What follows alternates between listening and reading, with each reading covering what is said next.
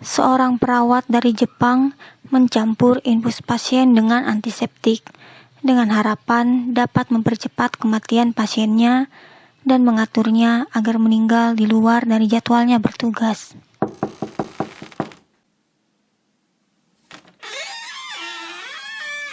Ayumi Kuboki, seorang perawat berusia 31 tahun dari Jepang yang bekerja di Rumah Sakit Oguchi Nishikawa, Yokohama, ditangkap pada tanggal 7 Juli 2018 atas dugaan membunuh dua orang pasien lanjut usia, yaitu Soso Nishikawa 88 tahun dan Nobuo Yamaki 88 tahun pada 2016 silam.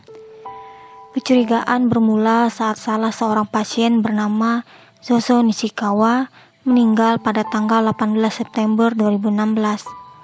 Awalnya, Tuan Nishikawa dinyatakan tutup usia dikarenakan penyebab alami.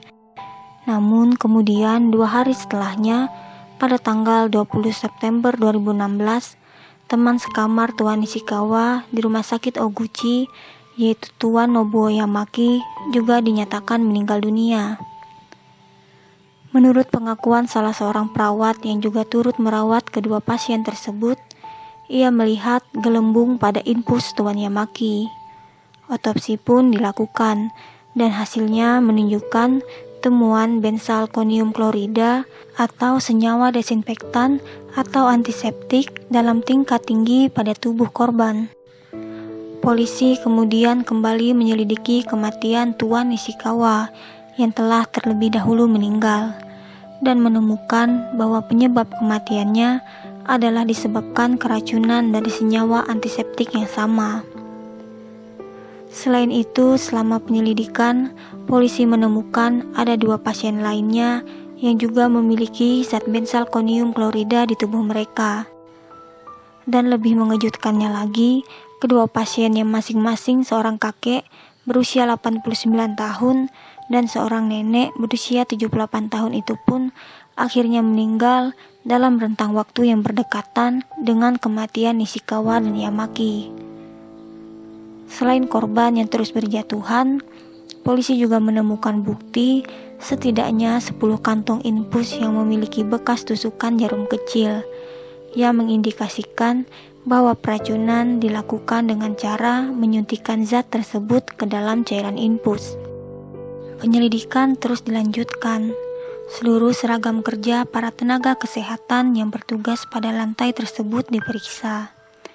Dan penyelidik menemukan jejak zat benzalkonium klorida di seragam kerja Kuboki yang menguatkan tindakannya tersebut.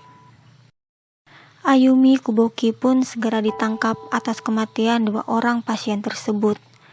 Dan ia pun mengakui telah melakukan peracunan pada kedua korban dan setidaknya pernah menyuntikkan antiseptik pada 20 pasien lain.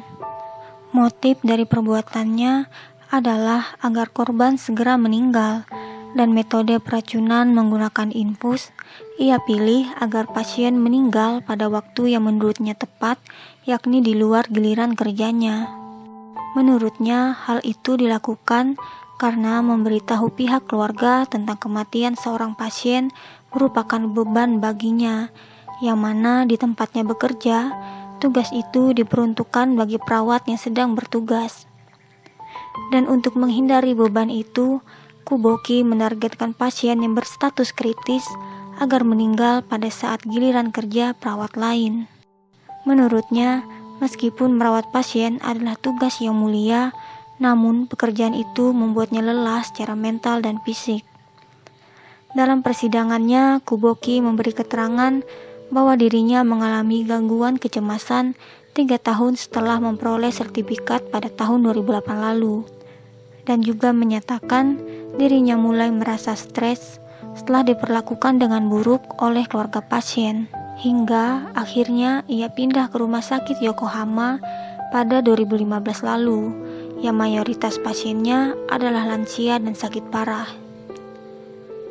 Meskipun telah merenggut banyak nyawa, namun Kuboki mengaku ia sama sekali tidak menyesali perbuatannya dan justru merasa lega.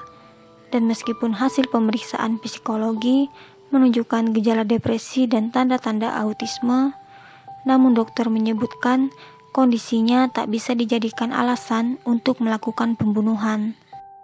Atas kasusnya, Nona Kuboki menghadapi hukuman minimal 5 tahun penjara hingga seumur hidup atau hukuman mati. Sementara rumah sakit tempatnya bekerja kini telah berhenti beroperasi sejak insiden pembunuhan ini terungkap.